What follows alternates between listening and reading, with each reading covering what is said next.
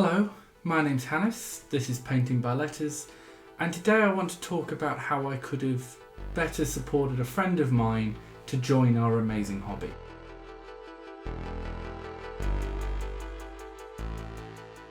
Say it with me now.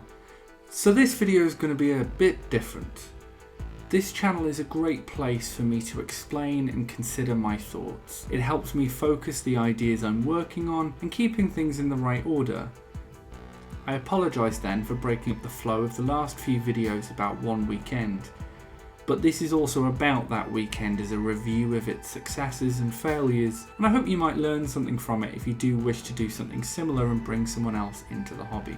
So I spent the best part of a month preparing for a good friend to come and visit. He was the best man at my wedding, he's seen me in some complete dire straits, has helped me through more than I could ever say here. I like to think that I do the same for him, but honestly without him I have no clue where I would be. He has had an interest in Warhammer for years. It's an interest in the lore, always explained with the point that the game is too expensive for him to really invest. And let's be honest, that is completely fair. GW does not make it easy sometimes. He has helped me find a voice in this channel. He's sort of the silent partner almost, and has given some great feedback about points of improvement and ways to find new forms of content. The next video on this channel will be a video I shot with him that he actually requested, something that we both thought would be really fun. I mention all of this to say that I'm not sure I gave him an excellent experience with Warhammer 40k. Even worse, I failed to teach it properly, and I suppose this is the rub. I'm an instructional designer. What I do is I teach people very complex aspects of regulations and arcane rules of things like insurance day in and day out. That's what I do for a living, and I couldn't teach a war game to a friend. So in this video what I want to do is I want to explore that weekend. I want to explore what went right, what went wrong, and then hopefully give other people a grounding to do better in the future. I'm also going to consider at some length what I personally would do differently and what I intend to do differently over time as well. So the plan: a weekend of the Warhammer hobby, an experience in the GW store, a chance to paint miniatures and a set of games to teach 40k. The aim? To give a complete newcomer the rounded experience. So why? This hobby has many elements and not all of them work together. We forget this, I think, a lot of the time. So let's consider what's included in the hobby at large. I'm going to have one category for novels, lore and other media. By that I mean anything external to the miniatures and the game, really. Then miniatures, building, painting, gaming. This is someone who already had an experience of the lore, novels and other media, for example YouTube and video games, and to be frank, I think that is the cleanest entryway to the hobby as an adult. We see this a lot with the proliferation of Warhammer YouTube. There is so much lore to the background that for many people this is the easiest thing to get them attracted. Let's be honest, as kids it was always the miniatures, the cool displays in the front of the Games Workshop stores, or flicking through copies of White Dwarf. But I'm focusing on the adult audience here. As such, lore is the typical entryway. You can't really do lore in a weekend, so I'm going to presume that as a given. Then the plan was to give a sense of all the other elements. Let's talk about what I planned for each in turn. Miniatures.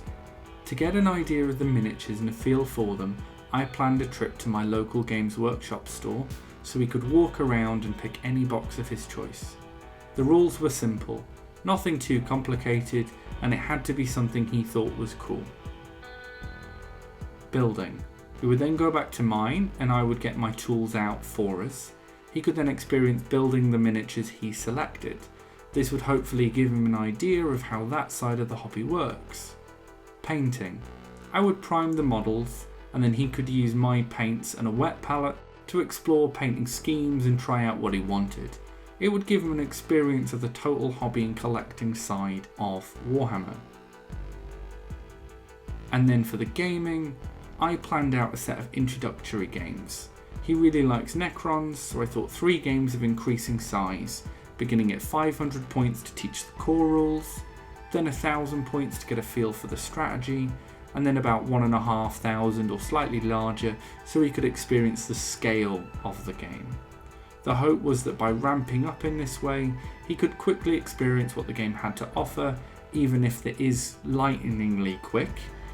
I also had a spare Leviathan rulebook from the 2 copies of the box set I had, so the other was to be gifted to him so that if he enjoyed the game he could then go away and learn the rules by himself. So the reality. Firstly, we went to Games Workshop and he picked out some Hormagaunts. The store manager, bless him, tried to talk us out of it because the new ones were coming. He failed, if I'm honest, as we only wanted it for the purpose of this. I, however, got completely distracted by Warcry and some of the set boxes, so I'm not sure I was as attentive of my guest as I should have been. Secondly, we went back to mine and built them. Nothing really to screw up here. I explained some of the basic principles, but tried to avoid things like cleaning minis, just to give a feel for the first one, but emphasised that the experiencing of the process was really the aim of this bit. Interestingly, this old kit, or at least I think it's an old kit from the sprue, I haven't looked it up, required very little assembly, so we were soon well on our way. I primed the models. I think this is one point that I'd not considered. Due to priming really requiring some curing time, it felt a bit odd to have worked on something, then put them down for a while. Probably should have done the Blue Peter thing of having some I prepared earlier, but hey ho. Also, I didn't have any white or grey primer to hand, and when you see the models next week you'll realise that was a bit of a mistake, but never mind. I set up the painting table and he got to experience the process. He really enjoyed it and I think this was a win. I sat there sorting my Necron bits into a new box for a conversion project I want to do. I really enjoyed this. I never get a hobby with others, and it was so nice chatting for hours, just doing the hobby, talking politics and what's going on in the world while doing something that I loved. It was really great. So not to blow my own horn too much, I think the hobby and collecting side part I did well. If you want to bring someone else into the hobby side of the hobby, if you follow me, I would consider my plan for that side. So let's talk about the games.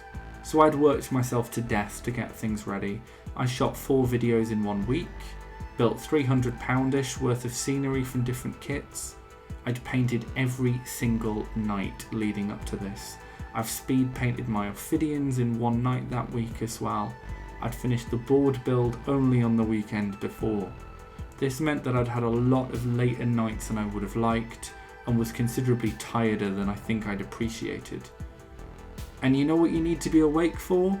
A newish rule set. 9th edition is still looming over my mind and its bothersome myriad issues and points to contain.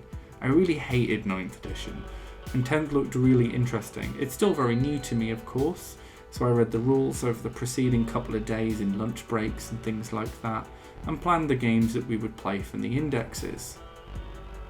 The 2 armies I had of the scale required were Necrons and the Eldar.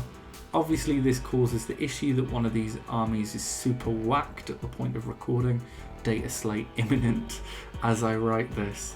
So I essentially deleted the fate dice in the hope to balance it a little. He wanted to play Necrons, and I'm glad because I actually think they're an excellent beginner army.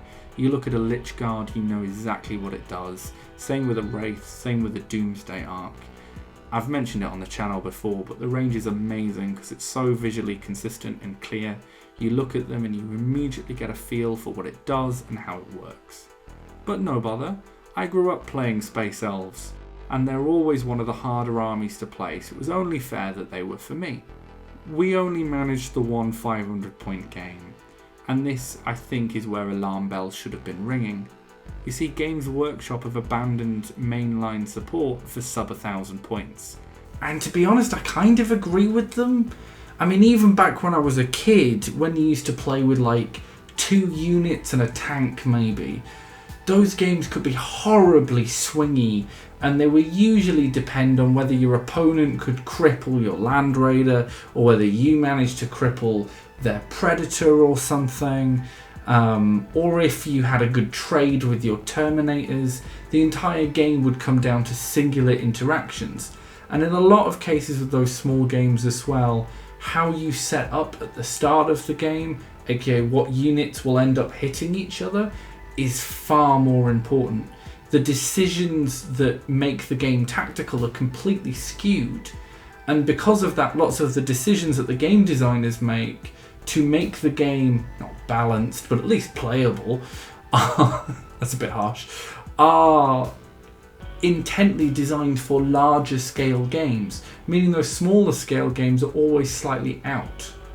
And here we get to the problem. I wiped the floor with him, not intentionally. I don't even think I was playing well. He just got really unlucky, and the wraiths we set up got killed turn 1, like wiped out in one set of shots. I should have reset up. I really should have done. But I thought that this was a teaching game, so if it was a disaster, no worries. We continued, and during that process, he honestly had no way back. He checked out around turn 2, and we gave up at turn 3. And understandably, he didn't want to try a second go immediately, and suggested we watched a film instead. We actually watched the Grand Budapest Hotel, and it was lovely. If you've never seen it, I would recommend it. We never got back to the table. I do think if I'd been more awake, I would have handled this better, and I think the core idea of moving up in complexity is a good one. So let's talk about what I would do differently, and what I want to do on this channel so I don't make this mistake again. Looking at the plan of 3 games, the core logic I do think was sound. There were 2 points of failure. One army was just better than another, and I didn't respond when things went wrong. So let's consider how to work around this. What should my lessons learned be? I think as GW is abandoned sub 1,000 points, I should have foreseen some issues here. I should have been watching my opponent and checking it was fun instead of focusing so much on the rules that I didn't notice until too late. I thus think there are 2 solutions in tandem that would work well to avoid this. 1. Combat Patrol, and 2. A rules intro for new players. Okay, so let's consider how I can do these things. Combat Patrol, I think, needs to be the method to get new players in. Less to learn, less to fuck up as the host, and more space to make the game more fun for new players. Thinking about this, I want to consider focusing on getting a few combat patrols built. For the Necron and Eldar lists, I'm only 1 or 2 models off, but I think having a variety as a host is a good idea. So I might add a few more I've got in boxes upstairs as well. This will probably be a series on the channel in time, and I'll aim to have at least 2 done before he next visits. The rules intro is harder. This is where I'm going to sound like an old man shouting at a cloud, but do you remember the rules references of old editions? Look, they required it. Often there were full tables to define hit rolls, comparing weapon skills, and working through the nuances of rules. This was in the days where the rules were a dense 100-page block, with many possible breakages and exceptions. The rules references, however, allowed those of us who played in 5th edition, to take an example, to keep on top of it all. Despite the rules being much worse, the play experience was maintained by supporting players. I want to consider something like this. For example, of this in use, a board game I really like is Nemesis. It's got some difficult rules. Nowhere near 40k, but honestly there's a lot to keep in your mind. The final page of the rules is a reference that is 1 page long. At a glance, you can keep the order of the game in mind. These kind of player aids are vital to keeping things in their correct order. You look up the full rules only when you absolutely have to, when something is unclear in your mind. Games Workshop used to know this, and now it seems they don't. I've recently found out that White Dwarf has a rules reference sheet every issue, but it's not really helpful for a few reasons. One, they're only printing 2 pages of it per edition, so you've got to collect all of them. They'll be out of print after a while, and you've got to wait 5-6 months into an edition for the full set. I presume, as they think they've simplified things, they probably figure they don't have to do something like a rules reference.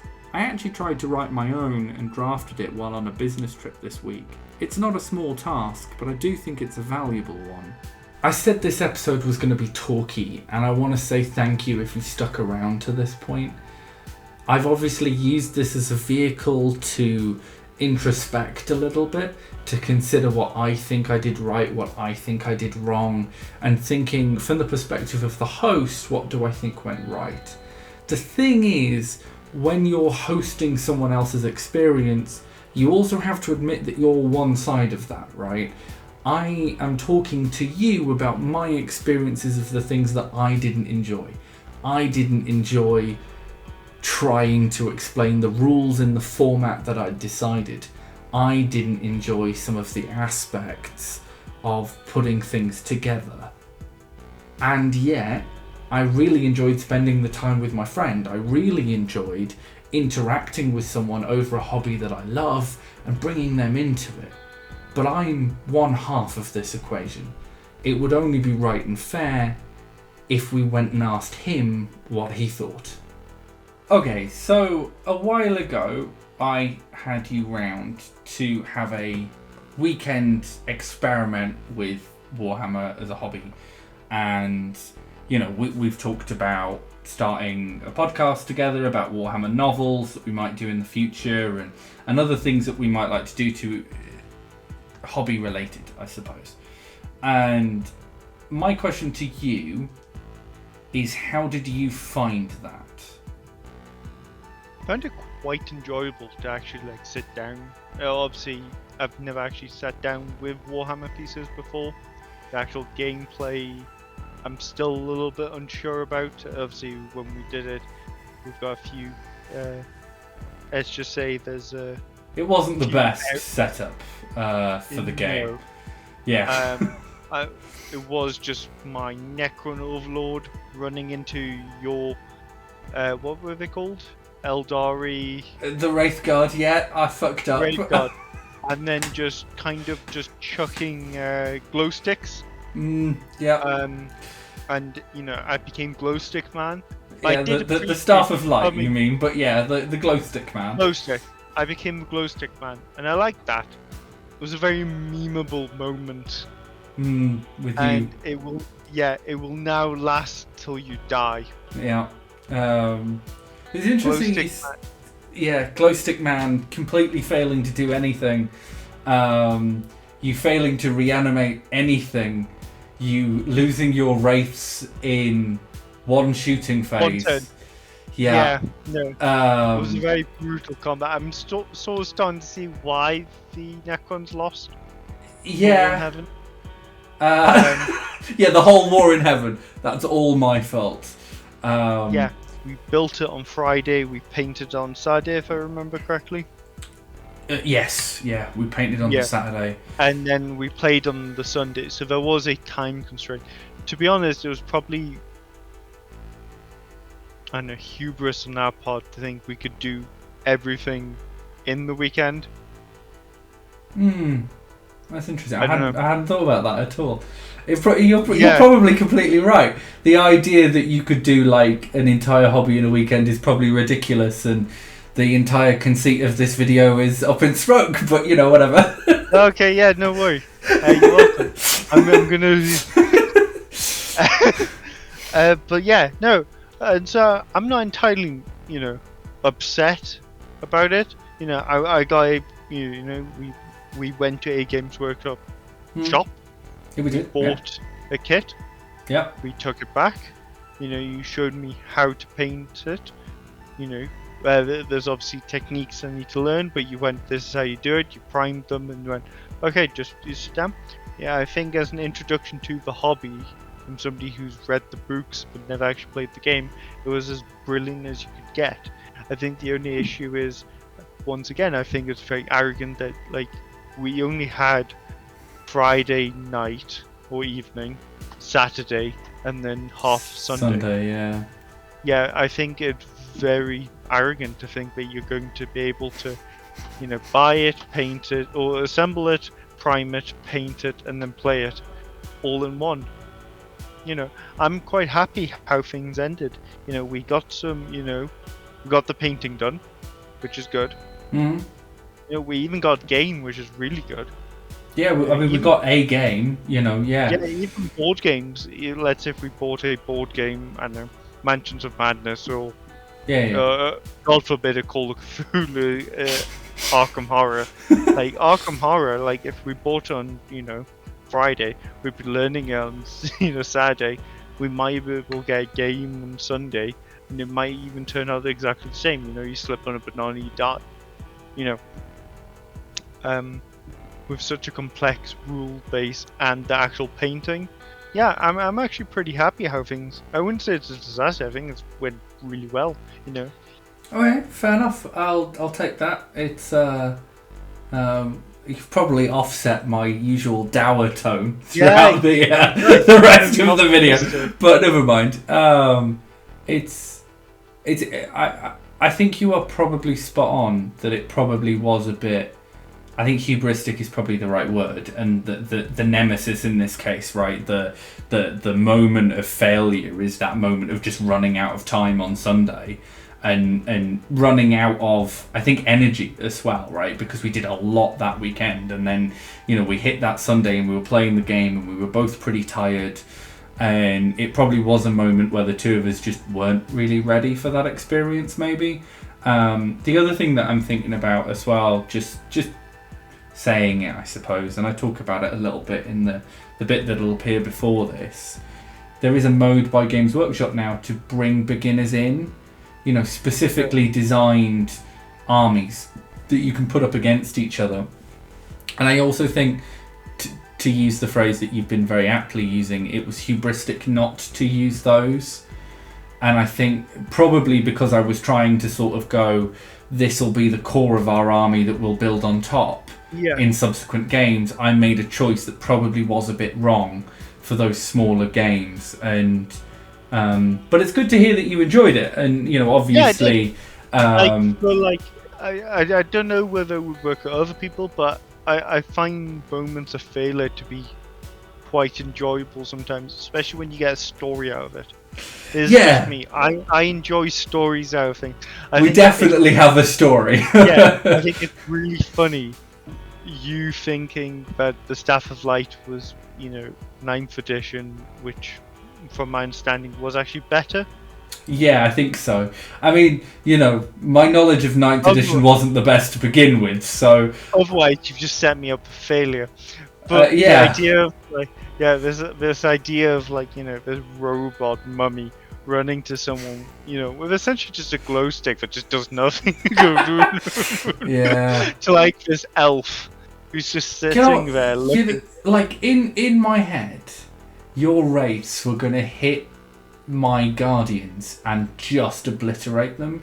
I thought it would be like red clouds kind of thing. Blood mist everywhere. Yeah. Over before we began. And you kept on telling me that. And then it just didn't happen. I just slowly watched these guys just fall off. I know. I kept looking at you and you're like... And part of that is definitely my fault, right? Because this goes back to us playing board games years ago, where even if we were teaching the other one, we'd always kind of try and win. That was always, it's the unwritten rule between the two of us, isn't it? Even if you're inculcating something in, you're still going to try and win. But bad sportsmanship if you ever try to teach anyone else. Oh yeah, of course. It only works for us. I'm aware of that. But I did not realise how ruthlessly efficient I was going to be in one shooting phase. You handed me essentially very sturdy, very useless pieces. They looked really nice on the side of the board once they were already dead. They were. Oh no. I still, one of my favourite moments was seeing your face when I kept on rolling for the Staff of Light after you went, for 2 rounds you went, he'll destroy. Whiffing. And then you told me, charge. And, charging was the moment he was out the game. It was a lot of fun. It was. But, I don't think the problem was the game itself, nor the fact it was a unit. It was the fact that we were trying something new you haven't played in a while.